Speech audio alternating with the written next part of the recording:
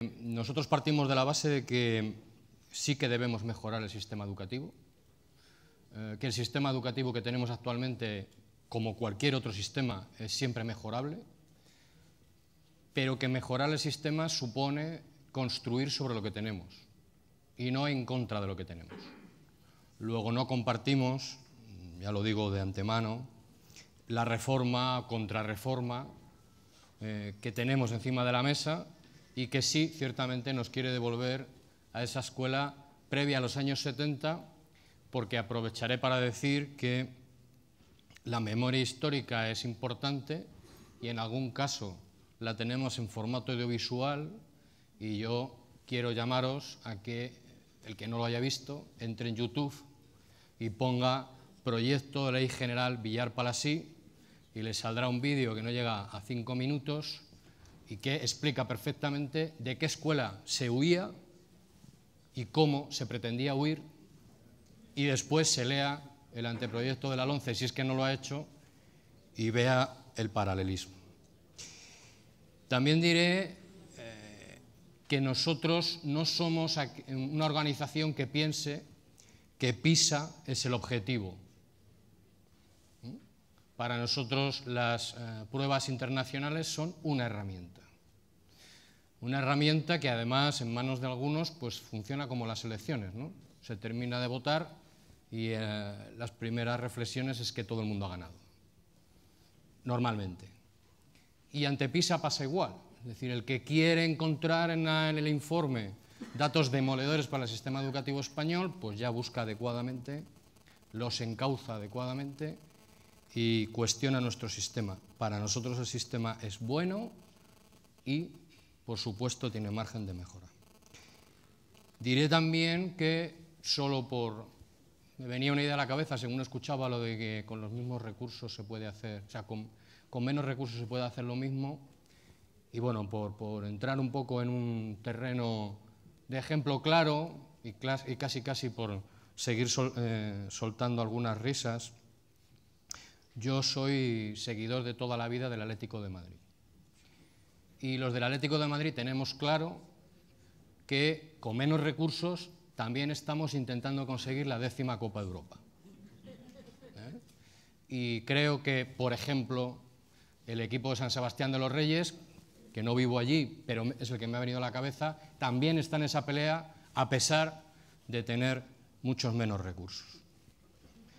Entonces, creo que algunos debates llevados al absurdo se entienden casi mucho mejor que entrar en cuestionarlos en un debate que es estéril, porque el que no quiere escucharte y el que no te quiere entender y el que jamás va a entender tus razones, le va a dar igual le cuentes lo que le cuentes, ¿no?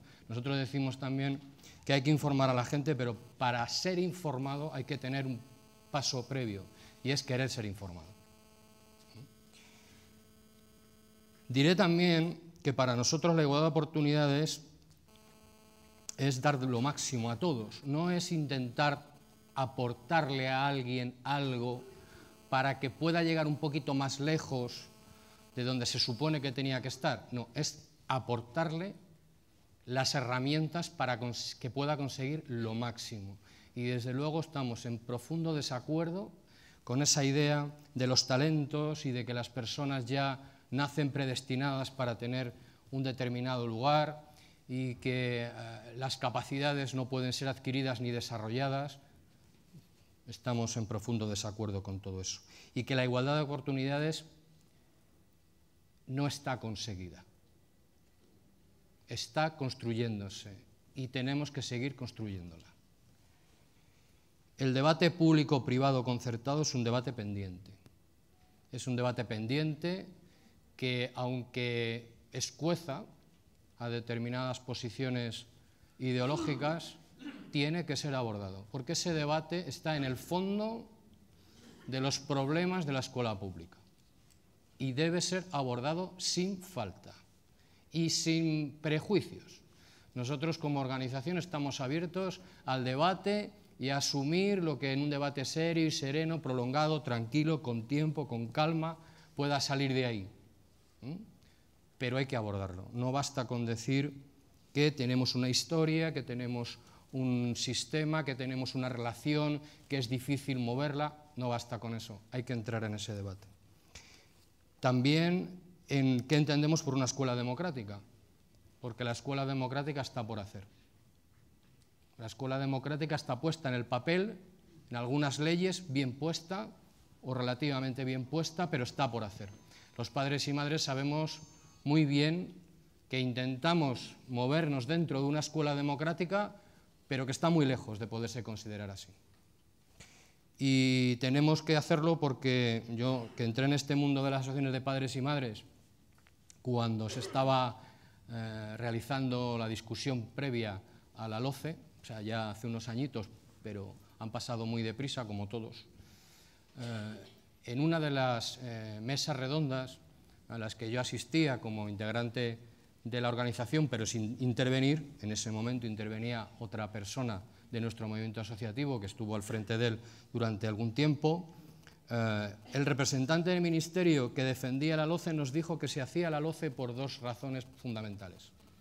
Una, porque la escuela se estaba democratizando y eso no se podía consentir, porque según sus palabras, y las recuerdo porque se me quedaron grabadas, la democracia solo se puede ejercer en el Parlamento y no siempre.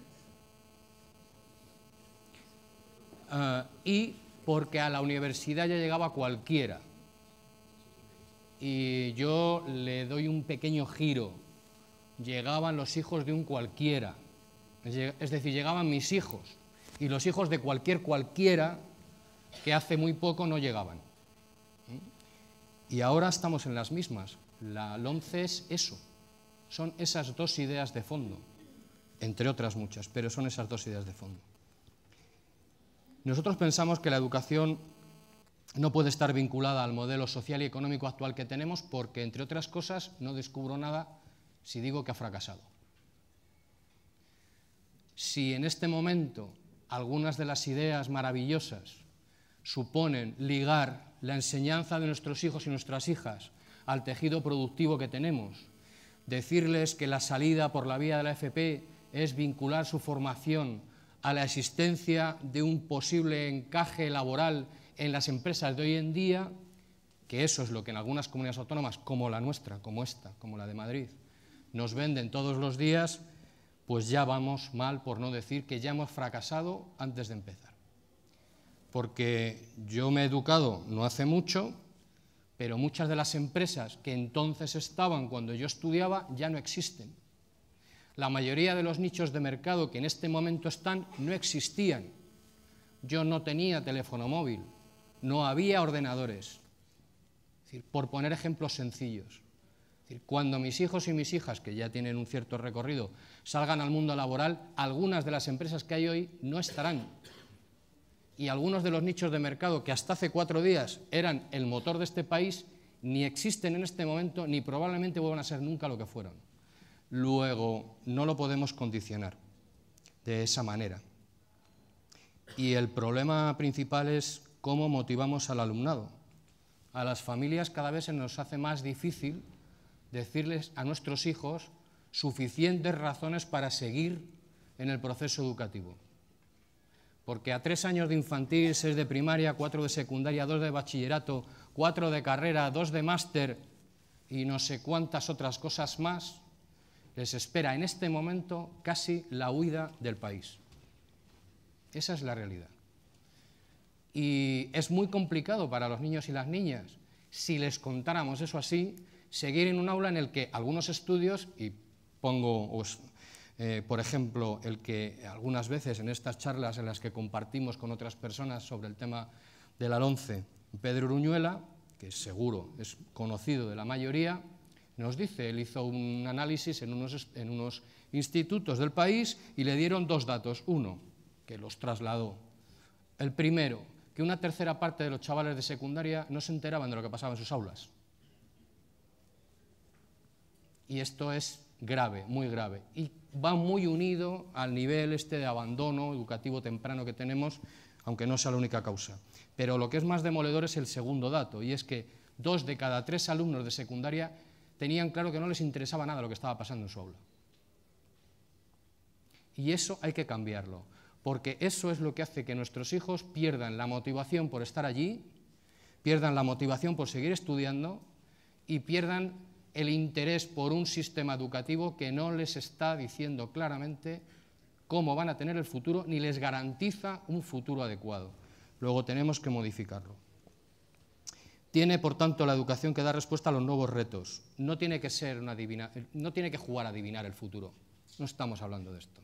Pero sí que tiene que dar respuesta a los nuevos retos sin que lo que digamos es que todos los nuevos retos tienen que ir a parar a las aulas. Ojo, esa es una tendencia muy habitual.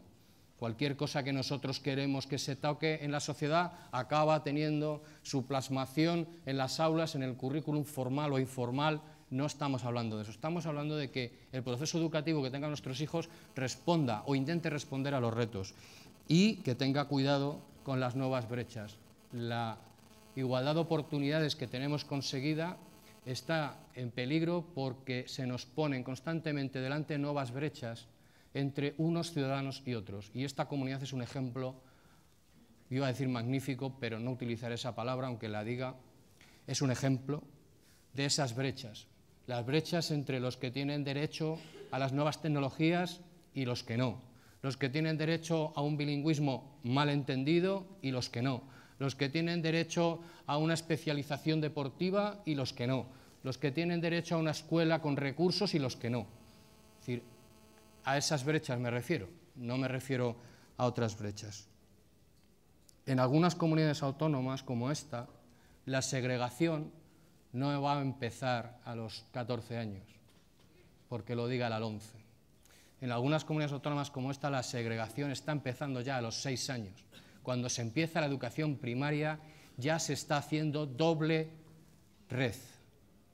El bilingüismo, por ejemplo, es una forma de segregar al alumnado entre los que pueden ir a un determinado modelo de escuela y los que no van a ir a ese modelo de escuela.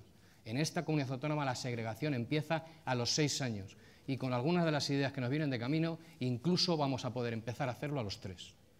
O sea que el debate sobre la segregación a los 14 o a los 13 es interesante, pero que no perdamos de vista el de los 6 años o el de las anteriores. Quiero empezar a terminar para ajustarme lo máximo posible al tiempo. Nosotros pedimos que se empiece a construir la escuela del año 2050. Algunos dirán, pero si estamos en el 2013 y ellos hablan del 2050.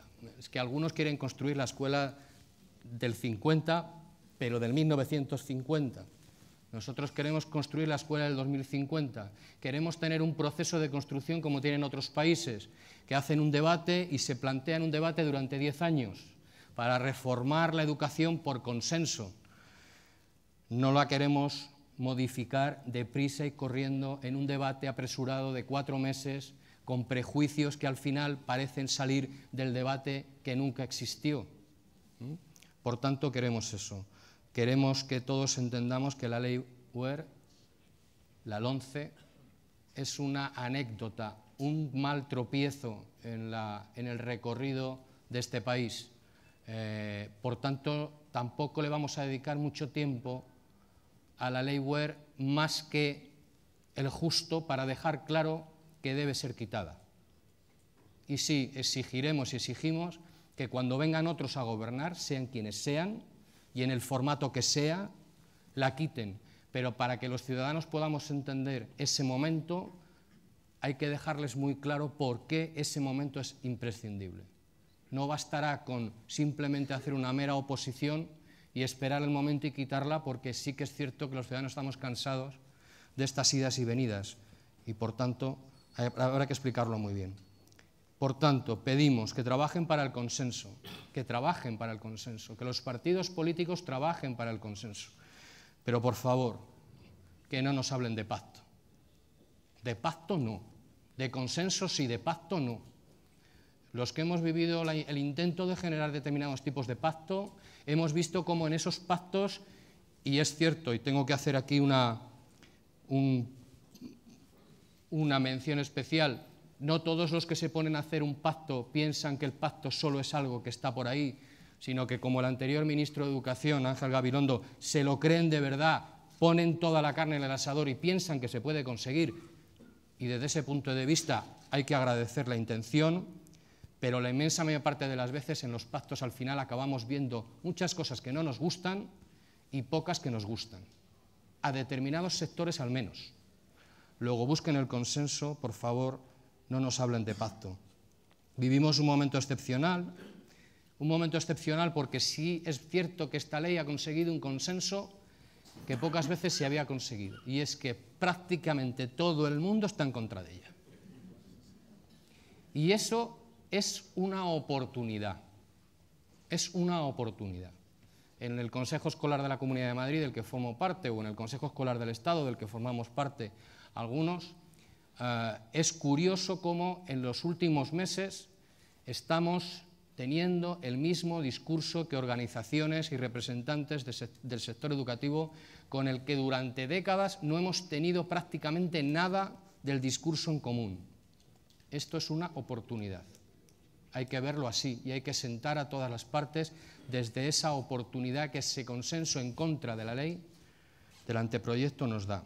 Tan excepcional como que nosotros hemos tenido que hacer por primera vez en nuestra historia una huelga de padres y madres. Digo por primera vez, porque no digo por única vez. A lo mejor tenemos que repetir y no está descartado. Y por último, sí pedirles una cosa. Sé que está seguramente, como no puede ser de otra manera, en el fondo del planteamiento de esta jornada y del posicionamiento, ¿no? Pero nosotros no queremos que las familias estén en el centro del sistema educativo, no queremos que los docentes estén en el centro del sistema educativo, no queremos que los representantes de quien sea estén en el centro del sistema educativo, queremos que los alumnos estén, alumnos y alumnas, que la ley se olvida del femenino, estén en el centro del sistema educativo. Solo ese sistema educativo nos va a gustar. Si no es así, no nos va a gustar. Lo ponga encima de la mesa quien lo ponga. Así que les pedimos, por favor, que piensen que el derecho a la educación es de los niños y de las niñas y no de las familias, no de los docentes y no de las administraciones. Y gracias.